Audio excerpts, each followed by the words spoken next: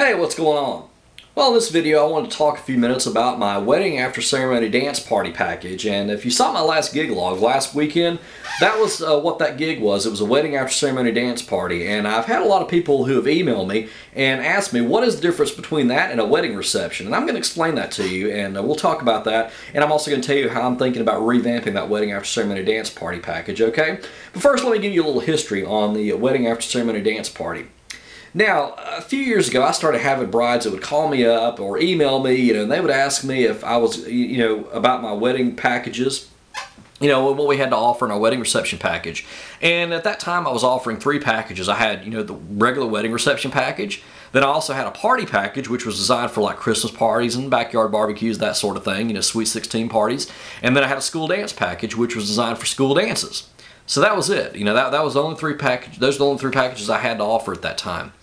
And the thing is, with the full wedding reception package, I offer the same thing that you guys offer. The bouquet throw, garter toss, cake cutting, unlimited spotlight dances. If they want to do a first dance, mother groom dance, father bride dance, favorite uncle dance, sibling dance, whatever they wanted to do. It was unlimited spotlight dances, and that's still what I offer today in my main wedding package. And of course, you get all the toast and all that stuff. Everything that's traditional with a wedding reception in that package. And of course, that takes a lot more work to plan out, obviously. That's why you charge more for wedding receptions than you do for parties or school dances, because there's a lot more planning that goes into wedding receptions than there is with these other events.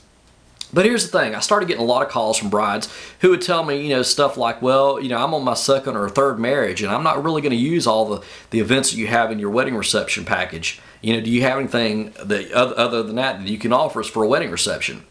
And I would tell them, no, I really don't. That's our wedding reception package. That's the way it is. It's kind of like that Subway analogy that I used in the other videos. We talked about that. About maybe, when you go to Subway and, the guy's fixing your sandwich, you may not use all those vegetables that are on there, but you're still going to pay the same price anyway. But I started thinking about that. I thought, well, you know what? If somebody is getting married and, and it's like their 2nd or 3rd marriage, they probably don't want everything that a new bride would want. They're probably not going to be doing the bouquet throw or the garter toss, because they're probably not going to have a lot of single friends. They're probably not, going to, they may not want to do the mother groom dance or father bride dance or, any of those other spotlight dances. So I thought, well, why not design a package that's geared more toward people who are on their 2nd or 3rd marriage, or possibly people who are, just on a budget and can't afford a full wedding reception, but yet they still want a nice event anyway. So I started thinking about that. So I decided to design the wedding after ceremony dance party package. Now, what's the difference between the wedding after ceremony dance party package and the full wedding reception package? Well, with the wedding after ceremony dance party package, since it's more of a party, there's not a whole lot of planning that goes into it. So obviously, I'm not going to charge as much as I would for a full wedding reception.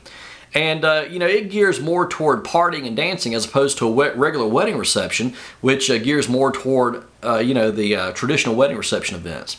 Now, with the wedding after ceremony dance party package, what I would offer is a quick introduction to the bride and groom when they would come in. And, we didn't do the full wedding party introductions. We just do the bride and groom when they come in, let them have a grand entrance. Then maybe a first dance if they wanted to do that.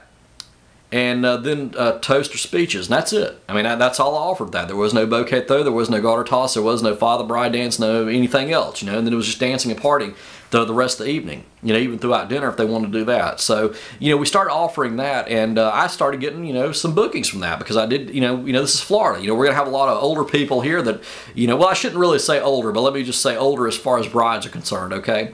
They're going to be getting married and maybe on their 2nd or 3rd marriage. So I thought, well, let's offer an alternative for that. And another good bride who used that particular package was last year. She called me up, and she was a young bride. I imagine she's probably in her mid-20s or so, but she said that they'd actually had their ceremony and their reception on a cruise ship, but she said she wanted to have a party afterwards once they got back on land, just for all her friends that couldn't be on the cruise ship. And so my wedding after ceremony dance party package worked out great for her. So, it's like instances like that. That's when I started using the wedding after ceremony dance party, and I would have brides that would, that would book me for that. But now here's where the problem is and why I'm thinking about revamping it. It seems like, at least over, I'm going to say maybe like the last year and a half, I've had brides will call me up or email me. They'll say something like, well, we've looked over both your package. We really don't want everything that's in your full wedding reception package, but we want more than what's in your after ceremony dance party package. Okay, well, how do you handle that? You know what I'm saying? Or I would have brides and grooms that would book me for the wedding after ceremony dance party package, and you know, and they knew up front, like, you know, that we'd only be getting a wedding party introduction. They'd only get a first dance, and then you know, maybe a toast or speech by someone of their choosing. But then I would start having them ask me, okay, well, can we do the you know, the bouquet throw or the garter toss, or I want to dance with my father, stuff like that.